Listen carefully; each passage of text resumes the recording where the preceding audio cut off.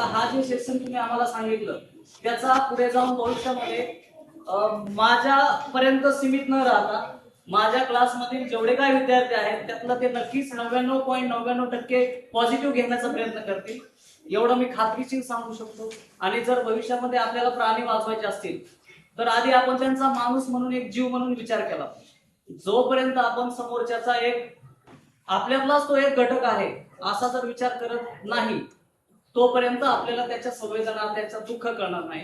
म्हणून माझं असं एक वैयक्तिक मत आहे की जोपर्यंत आपण समोरच्याचा एक माणूस म्हणून विचार करेल त्याच आपण स्वतःच्या पॉझिटिव्ह आपण स्वतः त्यांच्याबद्दल पाहू त्यावेळेस खऱ्या अर्थाने ही क्रांती घडणार आहे.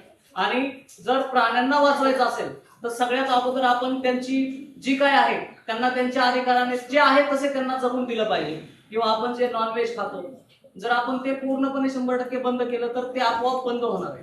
तर असे अनेक प्रश्न आहेत जे तुमची अॅनिमल इक्वॅलिटीची संस्था आहे ती पुढे येऊन करते.